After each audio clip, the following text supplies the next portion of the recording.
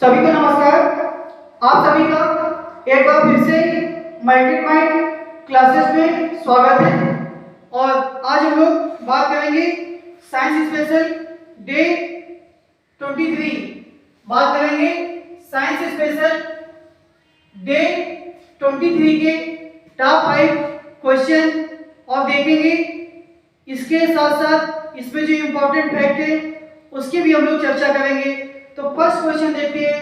First question पूछा गया है कि जो प्रकाश की किरण किसी सतह पर पड़ती है उसे हम क्या कहते हैं। जो प्रकाश की किरण किसी सतह पर पड़ती है उसे हम क्या कहते हैं।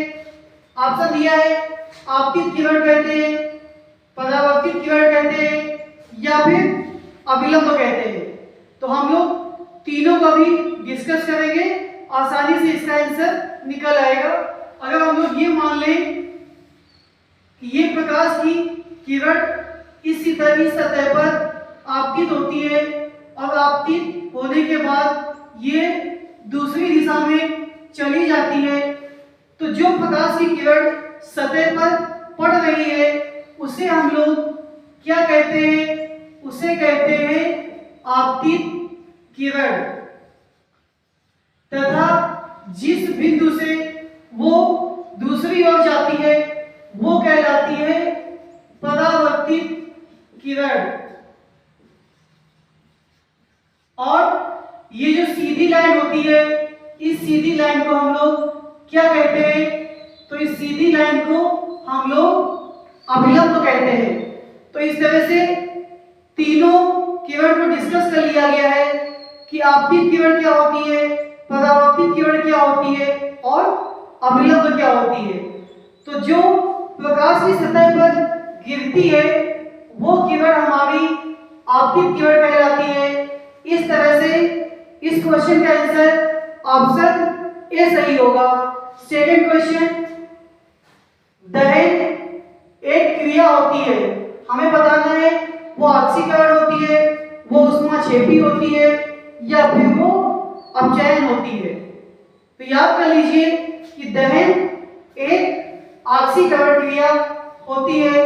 अगर बात करें ऊष्माक्षेपीय क्रिया की तो ऊष्माक्षेपीय क्रिया क्या होती है कि वो अभिक्रिया जिसमें ऊष्मा उत्पन्न होती है, वो अभिक्रिया जिसमें ऊष्मा उत्पन्न होती है उसे हम लोग ऊष्माक्षेपीय क्रिया कहते हैं।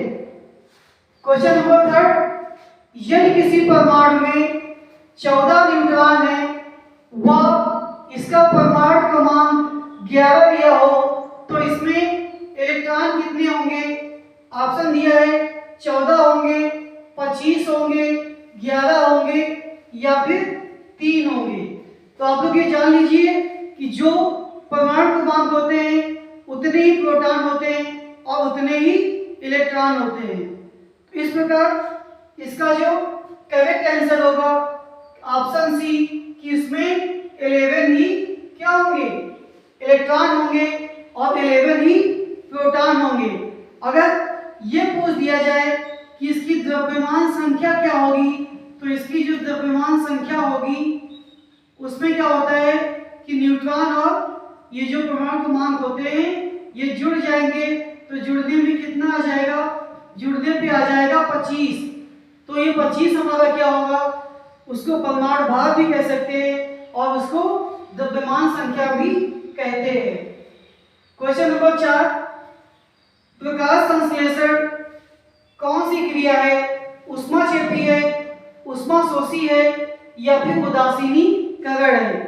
ये बताना है कि जो प्रकाश संश्लेषण की क्रिया होती है वो कौन सी है, ऊष्माक्षेपी होती है, ऊष्माशोषी होती है या फिर उदासीनीकरण होती है। तो आप लोग जान लीजिए कि प्रकाश संश्लेषण जो क्रिया होती है वो एक ऊष्माशोषी क्रिया होती है।